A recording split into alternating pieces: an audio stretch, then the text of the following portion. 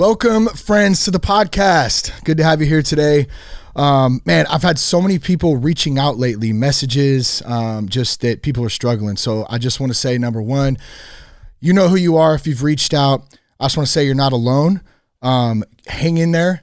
Keep up the fight, I guess is what I'm saying. And we got a lot of good resources for you. I know I kicked down some Zoom meetings to you guys, and hopefully just some encouragement too. So just hang in there, keep reaching out. If it's not to me, to someone in your community, keep listening to podcasts. We got some good resources for you today that we're going to help you, help kind of guide you to or through today too. So before we get into the episode today, this episode's brought to you by Promises Behavioral Health. So let me ask you this. Have any negative impacts, which I know there is, because like I said, I've been getting the messages, have they affected your life, your job, your social life? Maybe you're looking for a job and that's tough. Family, being a parent, all those types of things can really be tough sometimes. So if that's you, if you're struggling through the pains of addiction, a mental health disorder, maybe it's not you, maybe it's your family member too, someone that you love, now's the time to seek some help.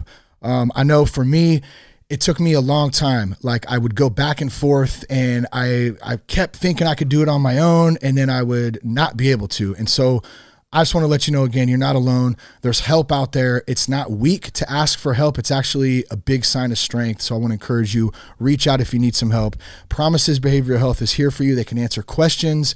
They can help you with anything that you need. And let me give you some options about how you can find out how to do that.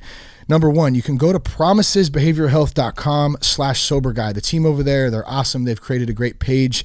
It's got our partnership on there. There's actually some photos of myself and our family.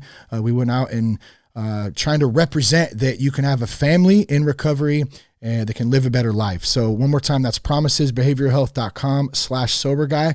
Or you can do the good old fashioned way. Just pick up the old telephone, give it a ring, 888-205-1890. That's 888-205-1890.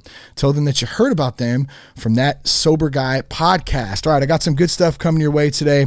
Let's jump right in. I don't want to waste any time. That Sober Guy podcast contains adult content, merciless truth, and emotional nudity. Listener discretion is advised. All right, I'm Shane Raymer. You're listening to That Sober Guy podcast, and we help people stay sober. Be sure to check us out at thatsoberguy.com. You can also connect with us on Instagram at RealThatSoberGuy, on Twitter at Shane Raymer, and on Parler at RealThatSoberGuy. Our guest today is Nakkia Eaton, and Nakkia is the outreach manager in Southern California for Promises Behavioral Health. She's got a bachelor's degree in science from Colorado State University, and also, most importantly, she has her own story of recovery, which we're going to get into today. You can reach out to Nakkia at nakkia.eaton@promises.com, and we'll be sure to put all her contact info in the show notes today if you want to holler. Nakkia, all the way down from San Diego right now. I'm up here in Vacaville. It's good to connect with you in this digital space. How are you doing? Good, Shane. Thank you so much for having me on your show. Yeah, it's good. Good to have you. We got to chat a little bit beforehand, so we've both been in that boat of, being parents and trying to kind of navigate through work and life, and then you add on all this other crazy stuff that's going on. And at the end of the day, like trying to stay sober through it all. I can't imagine trying to get sober right now. That's one thing I think that has been coming up a lot for me lately. I don't know if you've been hearing the same thing. A lot of people reaching out, looking for help. What are your thoughts, and what have you been seeing? Yeah, I've been seeing a lot of the same. And I think about that every day, I swear, because I've got some really close family and loved ones that are trying to get sober, and it's so tough right now, So I think about that because I was really blessed, and, I got sober in December 2011, and I didn't have to deal with all this. Yeah. Honestly, it's just crazy. But I will say, I think I'm so grateful for, the tools and the technology that we have today, because I think in spite of everything, there is, like, when there's a will, there's a way, for sure. And so thank God we have these resources available today to get sober. But yeah, I agree. I think it's really, really tough. No, it's a good point. And you just kind of triggered a thought for me, and that is, I've learned a lot in recovery, not just obviously how to not drink and use drugs to deal with stuff, but like how to kind of deal with it in at least a somewhat healthy manner. Like I'm definitely not perfect by any means, but just an example of that is like, I miss like a good old fashioned meeting, right? Like in person, the social interaction, like all of that.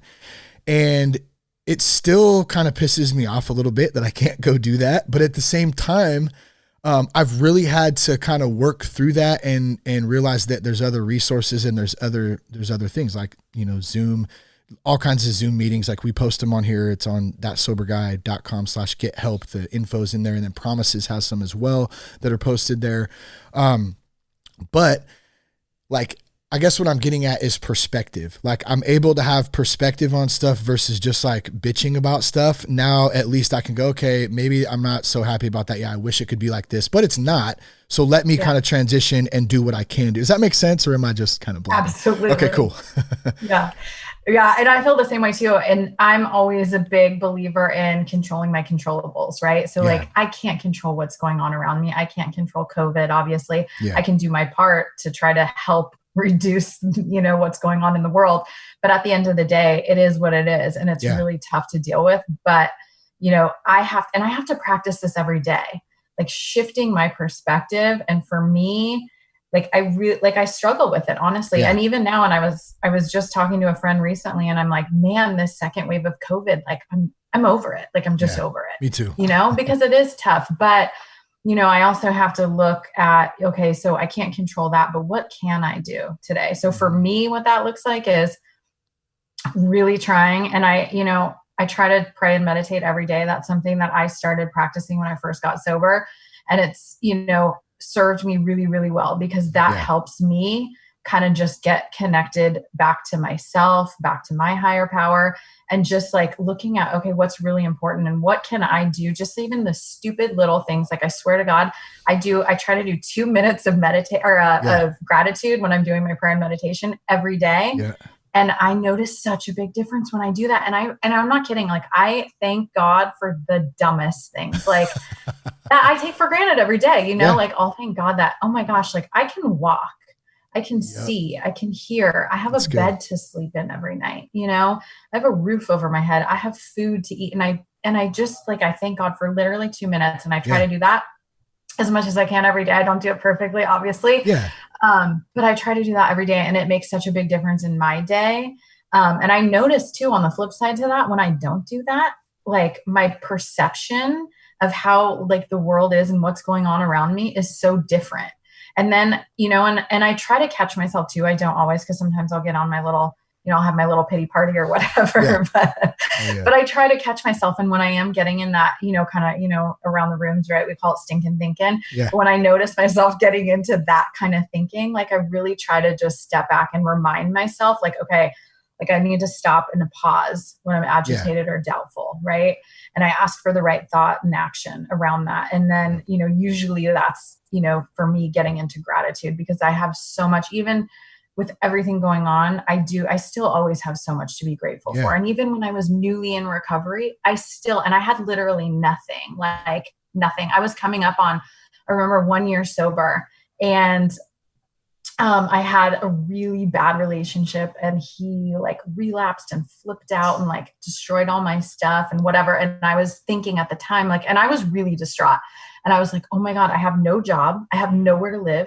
I have no clothes. I have nothing. And thank God, like it was in those times that I had all my, like a lot of my, cause I always stuck really close to the women in the program. So I had all my girls that were in the program that were like, it's going to be okay. Yeah. Like you're going to be fine, And so it was like going through that tough stuff and learning. And it was a practice, like learning to turn it, over to my higher power and just be like, all right, like, again, I surrender. Like, what do I need to do? What's my next indicated step, Man, you said a lot of good stuff there. Two things that stand out in particular is at the end, you're mentioning community, like the importance of having good people around us, like so big, like people that can encourage us, we can lean on, that have been through it sometimes too. I know that, there a lot of people that I find reaching out are very isolated. They're stuck in their own space. Maybe they just go to work, they come home, they eat dinner, they drink a little bit or a lot and then they go to bed, and it's just the same repetitive cycle. So having those people in community around us is so huge. And then the other thing I wanted to point out too, and then I want to hear more about your story and I'll shut up, but I think this is really important. Like, you mentioned that it's not perfect, right? Like we get the ability to realize like now, like that when we're getting like that, would you say the stank attitude, or I forgot? Yeah. Stinking thinking.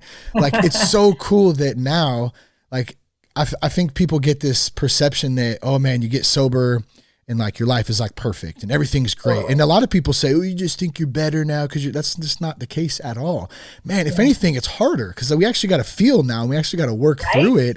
So I just want to point out, like, guys listening, girls, ladies, men, whoever the heck's listening, like it's not perfect, but you get this opportunity to work through these things and realize when you're getting a shitty attitude or realize when things aren't going your way. It's like, man, okay, I have some tools now that I can kind of deal with this stuff. And those are the types of things that we actually get to learn as we kind of go through this whole journey. So I don't know if you have any response to that, feel free. And if not, I definitely want to hear some more about your story and stuff too. Yeah, no, I totally agree with that. Yeah. I had no tools at all. No. My tool was drinking and using. Like, that was my solution to life. Like, I had a tough life growing up. I come from a family of addicts and alcoholics and all that, and everything that goes along with that. But I did not learn any of those tools that I would see these other people have, like I was like, how do they deal with all, like, I don't understand. Yeah. And then I found I started drinking and using pretty early. And I think a lot of us that are struggling in today's world, like a lot of us started drinking and using early. So, I started when I was like 12, 13. And when I found that, I was like, oh my God, this is the answer to all my problems. Like, everything is so much better. As long as I'm loaded, like, I'm fine, like I can be okay. Like, I can breathe. Yeah. And I didn't, prior to that, I didn't feel like that. I just felt completely, like, in the big book of Alcoholics Anonymous, it talks about being maladjusted to life. And that's exactly how I felt. Like, I felt like I was maladjusted to life. And then it was through the process of getting sober and getting into recovery that I started to learn those tools that I always felt like all these other people had prior to that. I just never, I didn't get that book of okay, this is what you're supposed to do in these various situations, And so for me, that was it. Like, I needed the tools, and now I have those tools, and I know what to do now. Right.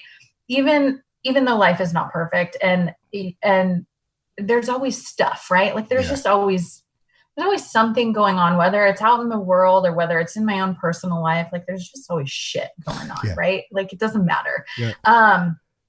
But the difference is today, like, I have the tools and the resources available to be able to work through it sober and stay sober in recovery, which before I couldn't do it. Like, I just didn't have a way to do it. My only solution was, okay, I don't like these feelings.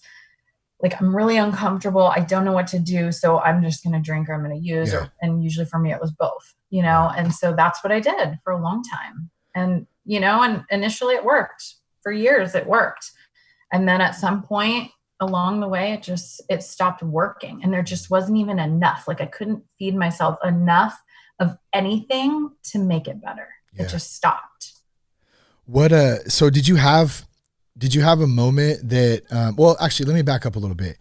Maybe if you don't mind, what was like a normal day like? And I'm not trying to glorify the craziness or whatever, but I just want to give those listening an example of maybe for you, what just like at the end of your rope when you were there, what did that normal day look, or normal, I put normal in quotes. Yeah. What did that look like? Well, so for me, over time it got worse and worse and worse, right? I mean, I started drinking and using really early on. I didn't get sober till I was 27. So I had a good 14, 15 years of getting loaded. And so for me, like I said, it progressed a lot over time. By the time I was 18, I was a daily drinker, daily user. And so, that's when things really kind of started to get bad. And that's when I still didn't know. And I didn't know what being an alcoholic was. Like, I didn't know. I obviously had heard of alcoholism. My dad was an addict and was in and out of AA and recovery and stuff like that. So I knew sort of kind of what it was, but I didn't truly understand like what that meant. Right. So that wasn't even really in my realm of awareness a whole lot. Like I just thought, and at the time I just thought I was drinking and partying and I was doing what everybody else was doing. Yeah. It's like what you're supposed to do. Yeah. Which is like everyone I hung out with, like that is what everybody did. So it was very normal to me. And then as time went on, I started blacking out more and more. And I remember initially when I started blacking out, I thought I had been drugged because I didn't know that I was just blacking out from drinking. Yeah. And then as time went on, I started blacking out more and more and more. And then actually, and part of this, I lived in Austin for a while. We were talking about that before we started. And part of that, like, that's when things really started to get bad for me was when I lived out in Austin. Cause it's it's a party town and it was a lot of fun. And I was in my early 20s and, that's what I did. And then towards the very end, I ended up moving back to San Diego. And for me too, like a part of like moving around was like doing this geographical thing, right? Like I was like, okay, I'm going to move to this other city or a different part of San Diego where no one knows me and no one knows my past. And like, I'm just going to get away from like that old life. And I'm going to like kind of try to clean up my life and it's going to get better. Right. And so I thought that, and honest to God, like I thought if I just kind of got away from whatever group of people or what, like, I didn't realize at the time it was all me, right? Like everywhere I go, there I am. Yeah. And so, but I didn't know that yet. Right. Like this was all like this learning process over the years. And, so for me at the very end, it got really dark and it was not, like I mentioned, things stopped working, right? Like there was the very end, like there was no amount of drugs or alcohol that I could put into my system to make me feel okay anymore. Like it stopped working completely. And so my day is like just a normal day was like, and so for me, I'm alcohol, Adderall, cocaine.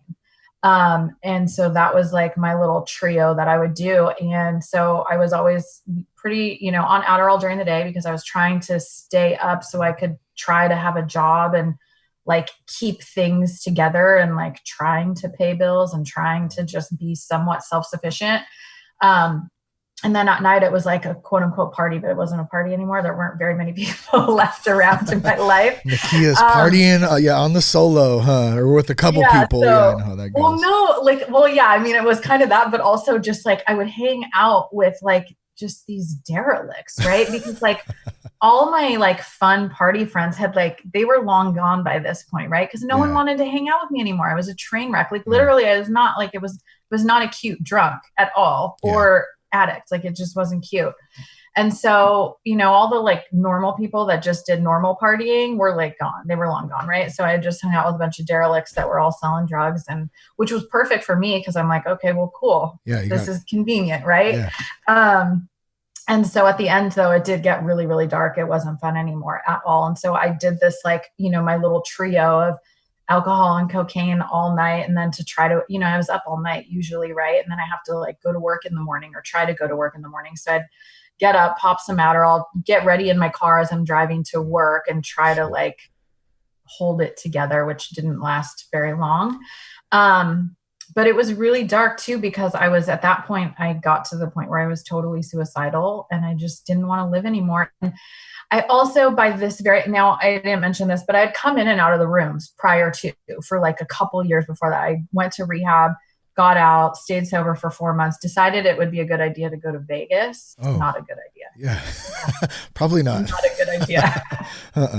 I feel like nothing ever good happens in Vegas. I guess that's like the saying. That's why it probably stays there. But exactly. Yeah. So I went to Vegas and then I was like, okay, I'm only going to party while I'm in Vegas. But then once I get home, I'm going to go back to being sober again. Right. Like that was my thought. Like I honestly thought Isn't it crazy how we do that too, though? We make up these, okay, I'm only going to do this, but and it's like, it never works out like that. No, I totally believed it. Like I believed my own lies. And that was the thing too, with my addiction. Like, addiction is so strong that we believe these lies, right? And like, the book tells us like it's cunning, baffling, and powerful. And Jesus, it is like, it's just crazy. And so there's all these lies going on in my head, right? Like I think I'm going to be able to control and manage it, but it doesn't work. And so, I struggled for another couple of years. I was coming in and out of the rooms too. I was a chronic relapser. I could not get sober literally to save my life. And I remember the feeling of just being so hopeless. Like I couldn't imagine how people got sober and stayed sober. And that also sounded miserable to me at the time. I just was like, what a horrible life. But I also was miserable in my disease, and it was like this weird thing where I couldn't imagine getting sober and I couldn't imagine not getting sober. And so for me, that ended with me being totally suicidal. And I was like, I can't do this. Like this life thing, like doesn't work for me, like I don't know how to do this. Yeah. And so it got really, really dark at the end. And I finally, so the day I got sober, nothing really spectacular happened. And, for me too, I don't have like a crazy story of like, ending up in jail. I did lose some jobs and stuff like that, but like, that's not my story. I wasn't one of those. And I have a ton of friends that is their story, but that wasn't mine. And my point to saying that is that you don't have to be this super, super low bottom, like alcoholic drug addict to be an alcoholic and a drug addict. Like that's not what it's about. And so for me, I did get arrested one time, but I didn't end up having to go to jail, thank God. But other than that, like nothing really crazy had happened. And then this day in particular, when I ended up getting sober, like nothing was different. Nothing had happened the night before that was any different than any other night. Yeah. It just was for me an emotion. Like I just lost it emotionally. And I was like, I just can't do this anymore. And at the time I was living back at my mom's house, 27 years old, like feeling like shit, because I just couldn't be self-sufficient. And I knew I was like supposed to be, on my own, living this life, doing, working and, all the stuff that we think we're supposed to be doing by a certain age or whatever. And I wasn't, and I just, felt horrible. And so, like I said, nothing really happened. And I was in the shower getting ready to go to work. I had been up all night. I think I slept for like an hour that night. And, so I just had like this emotional breakdown, and I got out of the shower and I went to my mom, of course, like we do often, crying, and was like, I need help. Like, I can't do this. Like, I need help. So, thank God for my mom. She's the sweetest woman ever. But so she helped me find another treatment center to get into, and I went into treatment. And this time I did what people suggested. You listened. I didn't want to. Yeah. Which before I always was just trying to do it on my own. I was like, I'm going to figure out how to manage and control this. And for me, like, I didn't really want to get sober. I wanted to learn how to drink like a lady and use like a lady, because that was still like my delusion, right? Like I still want to be able to have fun and like drink and Coke and go to parties and whatever, right? And so anyways, so long story short, so I went into rehab again, and this time I did listen, and there was, this one counselor at the treatment center I went to who was such an asshole. I hated him. But anyways, he said something, and has always stuck with me. And he was like, when are you going to take off your job interview outfit and just like be real? Damn. Because I was always very good at, and I think part of this was like growing up in an alcoholic family, right? Like you have to put on a good front so that no one knows what's going on at home with your like alcoholic heroin addict dad who's beating your mom, right? Like that's not like, you don't share that at school. Totally. That's not really like, people don't really, especially even like, cause a lot of the time that's just like it's not socially acceptable to talk about that stuff, especially as a kid. You don't want to feel weird and different or whatever, man. That's a really tough thing, Have you found too, and I don't mean to interrupt, but I think this, no, go ahead. I just have a quick question. Like, have you found that as you've continued on in your recovery and stuff, has that been kind of connected to some of the feelings to want to numb out and stuff, or like have you worked through a lot of that in your recovery, or what's your take on that? Yeah, I mean, there's still always stuff for sure. Totally. I think it's going to be a lifelong process, but I do. I spent, so when I went into treatment, when I got out, I did sober living, which I did not want to do. Yeah. but I'm glad I did it now. Um, but Hold on, yeah. real quick. Do you hear Nakkia saying how many times she didn't want to do something and she freaking did it anyways, and it ended up coming out? So I just want to point that out, guys listening out there, that a lot of the time there's a lot of things we don't want to do, but we know in our gut that it's the right thing to do. If you know that, then just do it and just do the work. And because I can promise you from my experience, I'm sure Nakkia would say the same thing, that well, you just said it, in the long run, you're glad that you did do it, you know? Absolutely. Yeah. So I'm sorry, go ahead. Sober living. You didn't want to do it. And yeah. So I went into sober living, I got out. And then, while I was in sober living, I went into this really like strict, structured sober living. Again, didn't want to do that. Right. Yeah. But I did. And when I was in there, like we had to get a sponsor. We had to start working the steps. Like this was not optional. We had to go to a certain amount of meetings for AA or whatever we wanted to do, but like 12-step meetings every single weekend. I think we had to go to, I want to say we had to do one a day. I don't remember, it was a while ago, but I did all of that, and so I did get a sponsor and I did start working the steps, and lo and behold, like I started learning those tools that I was talking about earlier, and learning how to like get through life without having to drink and use over it, which for me was, really, it was a miracle. I could not put a day together. And in fact, when I first came into the rooms, I met this girl who had 4 years sober, and she was young too. Like I was 27 and I think she was like 28 at the time. And she's an ex-heroin addict, and she got sober and she had 4 years. And I remember thinking at the time, I was like, oh my God, how do you have 4 years clean? Like that's insane. Like honestly, it blew my mind. Like I didn't understand. I just was like, I don't know how people do that. Like I can't even go a day. Like I couldn't at the time,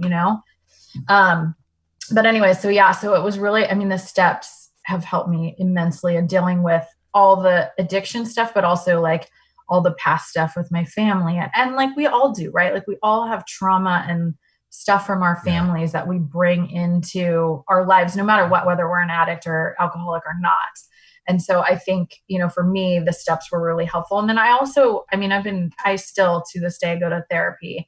And that was another thing that really helped me work through some of the other like childhood trauma that I had that it has been like, it's just so helpful because, it kind of makes you pause and stop and like look at this stuff. And then even, between therapy and the steps and all that stuff, it just helps me work through it all, and get free from it. So let's kind of break this down here really fast. Like you're talking about like putting the work in. So I kind of want to break down like the stigma real quick, because I just feel like a lot of people reach out and I'll give them resources and they don't do it because number one, they're probably not ready, right? We can't push anybody, but I can share my experience. I can provide you a meeting or whatever.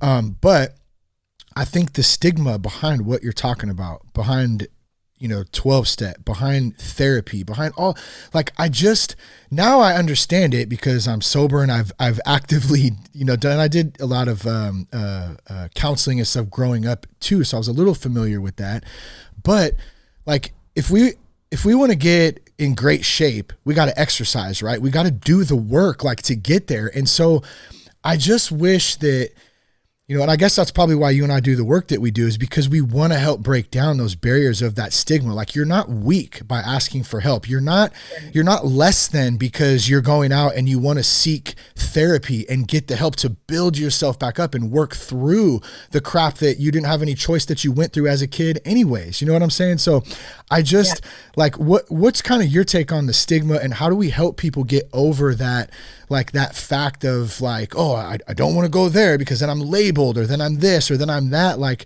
man, like in order for us to live the life that God has kind of mapped out for us, we have to show up and do the work. So I don't know, what's your take on any of that? Yeah, no, I totally agree. And I do think there's some stigma there for sure.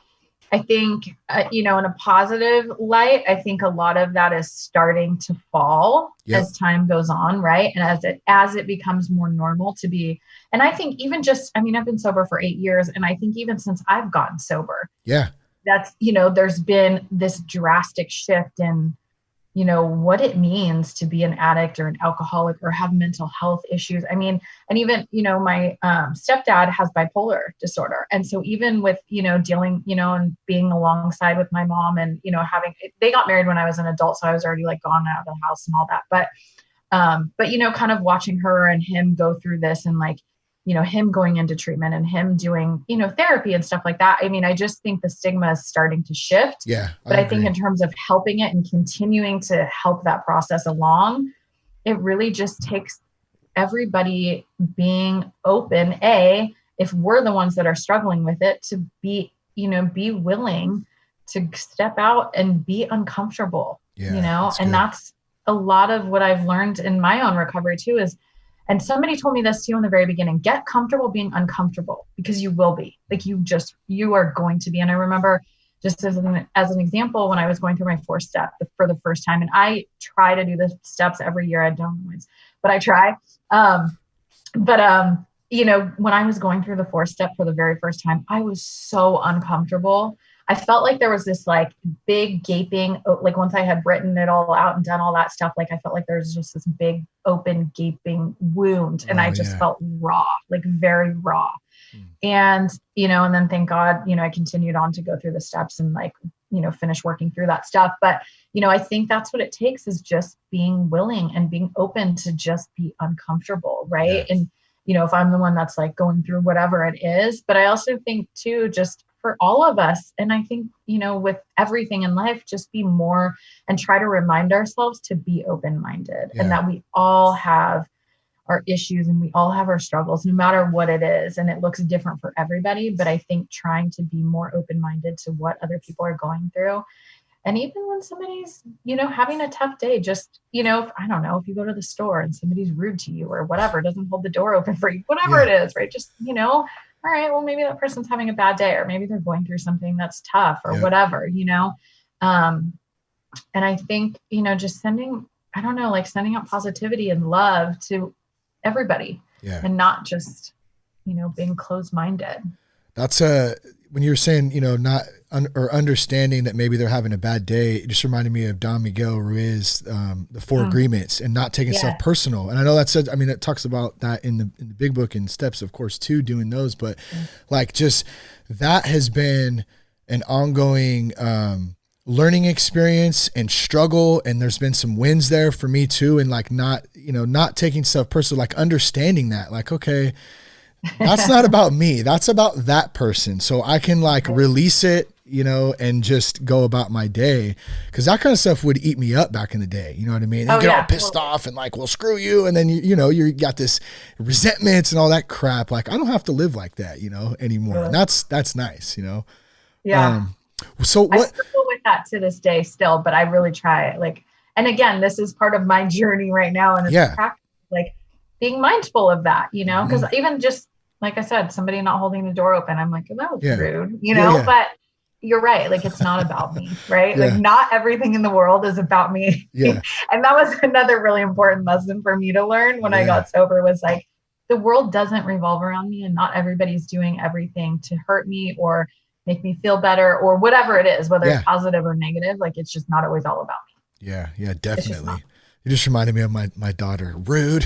Her and her brother, they go back and forth, rude. And so you're rude. I'm like, oh gosh, can you guys both stop being rude? Jeez. So we have kids too, right? And you mentioned prayer and meditation. You try to do it every day. Same here. Like, I'm not perfect at it by any means. A lot of the time it's my walks in the morning. That's kind of like my meditation. But anyone out there having kids, if you don't pray and meditate, I don't know how the hell you get through life, period, because I love my kids more than anything in the world. But man, some days are crazy, trying to stay sober and just do life. Insane. Struggle real. Yeah, for real. So let's I have two things I want to get into. First, I want to hear a little bit about what your life is like today, just sober, like personal life, parenting, just in relationship, whatever it is that you want to hit on. Like, what is that like? How has that changed? How is it better? How is it challenging? That kind of stuff. And then let's get into some of the work that you're doing with Promises and how you kind of hooked up with them, and how serving, kind of helps you stay in your own recovery too. Yeah, absolutely. So everything has changed, but nothing has changed. It's one of those things where when I got sober and I did the work, meaning the steps and doing everything that goes along with that, and sponsoring and all that stuff, which that's another thing that I still to this day struggle with, is sponsoring. I do, and I sponsor a lot of women, but I still sometimes don't want to do it. It's inconvenient sometimes, and I'm busy. I have 4 kids. I go to school. I work. I have a like all that stuff, right? Yeah. And so it's one of those things, but I have to prioritize it because I know that is one of the main ways for me to stay sober, right? Yeah. Which is what I want. And for me, something that's really important is I do not ever want my children to see me drunk or loaded like I used to have to see my dad. So for me, that is a huge driving factor. Like I don't want that for them. Yeah. And so today, I still continue to do that stuff. I still pray and meditate. I still do meetings. I actually do Al-Anon now too, which I love. And oh my gosh, I'm so grateful for that program. But, and I sponsor other women, and I'm so grateful for that too, because it's just it is a bright spot in my life. But like I said, I do, I struggle with it too. And I don't always want to do that. I don't always want to go meet with my sponsees and sit with them for 2 hours going through the book and doing steps and reading 5th steps and all that stuff. I just don't. Like, that's just the honest to God truth. But on the flip side to that, when I'm going through tough times, and I'll tell you guys, I had a really tough, probably the last year and a half has been like one of the toughest years I've had in a really long time. And I swear to God, and this is like God doing for me what I can't do for myself, right? So God plops in this girl who is the most high maintenance sponsee I have ever had in my life, calls me all the time, calls in the middle of the night. She's like, loaded again, relapsed again, whatever, right? Like all this stuff. However, like I swear to God, that has kept me sober over this last year and a half because it has been super, super tough. And today, like she just got 9 months the other day. We just finished her steps. So we just finished step 12 with her, and like, she's doing amazing. So that has been amazing to watch her transform too. Like that's been so, so cool to watch. And she was really, just gnarly drug addict, and so to watch her has been really cool. And so that's a big part of my life today. What do you think it was like for her? Was there anything in specific? Is it just she was ready, that was her time, or was there anything that clicked for her? I'm just trying to kind of relate to maybe someone listening who's just like going back and forth. Just doing the steps. Yeah. And doing the work, right? Doing the work. And for me too, I'm not like the type of sponsor where I'm like, call me all the time. Like, I'm going to keep you sober. Cause the truth is I'm not going to keep you sober. I'm just not. Like, if you're a real drug addict or you're a real alcoholic, like you are beyond human aid. And I fully believe that. And so my job as a sponsor is to direct you to your higher power, and continue to like help you learn and practice, shifting your focus to your higher power that can keep you sober, because I can't, and so that's what, that's a big part of my life today is sponsoring other women. And there's a line in the book, and I think it's chapter 7, and it says that nothing will so much ensure immunity from drinking as intensive work with other alcoholics. And I live by that. And like I said, it's really, I do the work that I need to do to stay sober. And so I continue to do it even 8 years into it. And so that's, a lot of what my life looks like too. But then, Shane, like you were mentioning, I have a husband and family and 4 kids and all, work and school and all this stuff. Right. And so, so it's busy, and I do have to really prioritize my life, and I have to really prioritize, for me, staying spiritually fit. And so I have to prioritize that time. And whether it's in the morning, and sometimes, and I love waking up in the morning, I'll try to get up before the kids and like pray, meditate. I get my coffee and like do, my little deal that I do in the morning. And so I try to do that. And then, or I'll do it at night or whatever, whenever I can find the time. Cause I just have to, I'll literally go crazy if I don't. I know. But so, and so life is good. I have an amazing career today, and I work for an amazing company, and I have, an amazing family, and they're by my side, and no one has to worry about me anymore. And, and so like all the external material things are great, but it's more the internal stuff, it's like, I'm not suicidal anymore. Another thing for me too, I always, really, really struggled feeling like I was either less than or better than, depending on the situation. Right. And today, and I still struggle with that. Like, it's still like part of my journey, but, it's a lot different than it used to be. Yeah. Where now I really can truly just connect like one human being to another human being and like sit and talk to you or anybody really, and just feel okay in my own skin, which I never used to feel, and I was depressed and I was suicidal. And so and I always just felt, and that for me, one of my biggest fears was like, I'm not good enough. Right. And so that was a big thing for me. And I still, like I said, I still struggle with it, but it's, a lot less than it used to be. So from an emotional standpoint, like that has been the biggest shift for me. And I said, earlier, like everything has changed, but nothing has changed. And what I meant by that was, through the process of recovery and going through the steps and like doing all this stuff to find and to get recovery, which I continue. I'm still on this journey, right? Like it's not over. I'm not dead yet. Thank God. Yeah. But all this outside, I always thought like everything on the outside, well, if only this happened, or if only he did this, or she did that, or I had the job or the car or the whatever, right? Like I thought if I could just manage and control all this outside stuff, that if that happened, I would be okay inside, right? And what happened for me when I got sober was, and I did the work, it wasn't just the getting sober, it was the getting sober and getting into recovery and doing the work. None of that outside stuff changed, right? But inside, I felt completely different. And now over the course of time, like, yeah, some of that outside stuff has changed. Like the material stuff has changed. Like I have, like I mentioned, I've got a family and kids and I go to school and work and all that good stuff. So that has absolutely changed over time. But like the biggest shift has been me. And I didn't realize that whole time. It was like, my perspective had to change and everything internally for me had to change. And now everything on the outside looks different. Right. Yeah.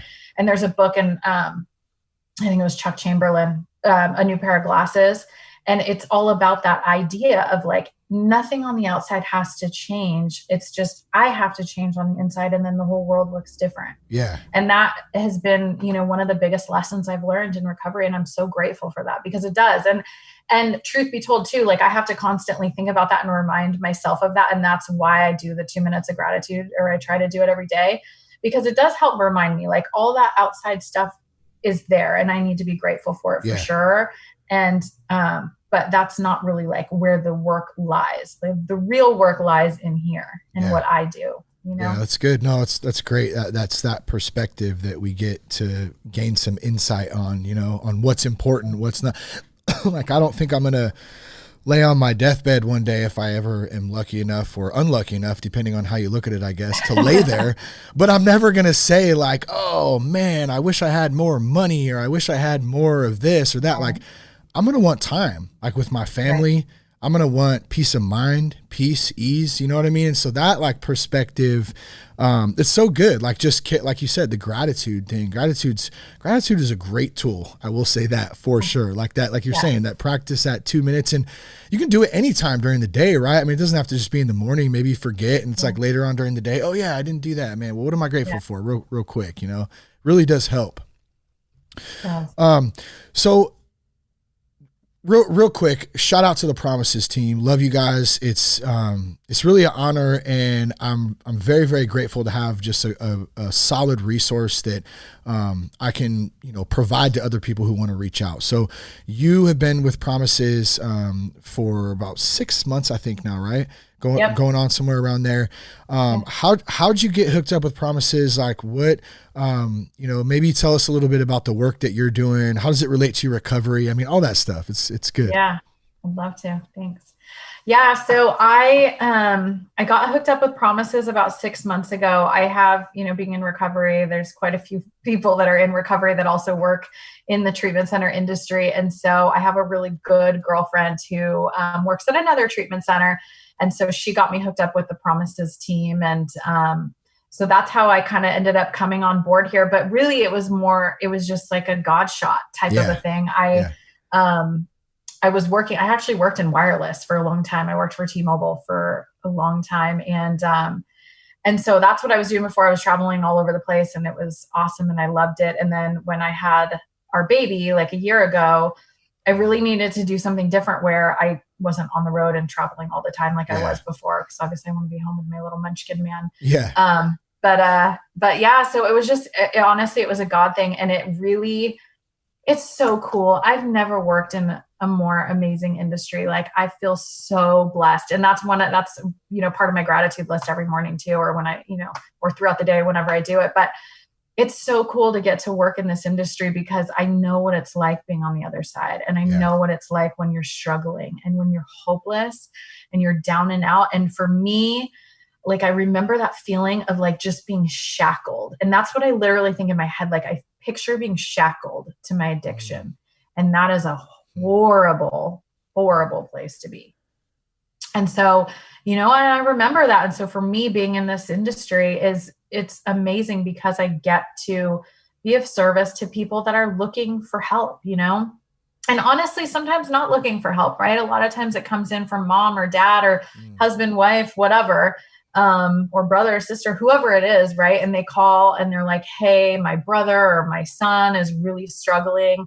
And for us at Promises, we do addiction treatment, but we also do primary mental health treatment too. So even people that aren't struggling with substance abuse, but are, have some other mental health issues going on, like we're able to help them. And so, a lot of times we get calls from these families and I'll sit on the phone and talk to mom or talk to dad or whoever it is that's just, and they're beside themselves, right? And sometimes it's the person who's afflicted with either the addiction or the mental health issue that call, and they are hopeless and they're depressed and they're down and out. And so, for me to be able to be a resource for them and to be able to help provide them some sort of hope, and give them, an idea that there is light at the end of the tunnel, because there is, and through recovery, like you for sure, like you can find freedom. And that's one of the other big things for me is being free from that addiction is so huge, and so to be able to, help somebody along the way and in whatever their journey looks like for them,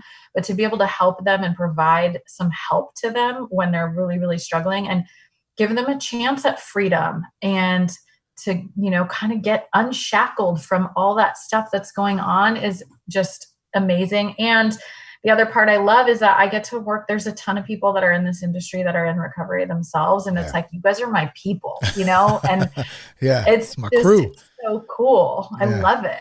It's amazing. Yeah. That's awesome. All right. I got a off the cuff kind of question. What are you listening to or reading right now? Podcasts, books. What are you into? Okay. So I'm always reading several books. Okay. At once, usually. So right now I'm reading, which actually came from my girlfriend who got me hooked up with Promises.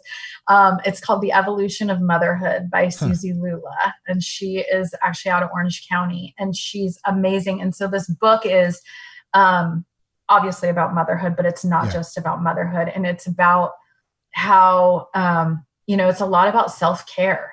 And really, really taking care of ourselves. And I think it's really pertinent to this time, right? Because it is harder to do self-care. I think right now, everybody is struggling with mental health or addiction, or maybe it's just the normal, like kids are home, no one's in school, husband and wife. And even for me, like my husband's, working upstairs. And so we're both working from home and, it's crazy, right? Trying to juggle all that and do self-care and all that stuff. So I'm reading that right now. And that's been such an amazing book. And I just feel so much better. Like it's just all about, getting centered again and really taking care of ourselves and, how through doing the self-care and getting recentered with our internal selves and our soul or whatever you want to call it, that we're so much better able to care for those around us. And it's amazing. I love it. It's so cool. I try it. Like I can read, but I fall asleep all the time. I know. I'm like, I can read. Yeah, I can read. But like, I'll get into books and then I found that I always like finish half of them too. And then I set them down and then it's not a sign of like not good books either. Cause they're good books, but I don't know. I guess maybe that's why I got into podcasting. It's like, I like the listening and that kind of thing too. Yeah. Well, if folks wanted to reach out to you, if they had any questions or they just want to holler at you just on a recovery tip, I mean, where can they do that? Do you have Instagram, any social media, email? What would you like to give out today? And I can put everything in the show notes. So if you guys want to reach out via email, Shane said my email at the very beginning. You guys are, if you're local here in kind of California or the Western area, you guys are welcome to reach out to me on my cell phone.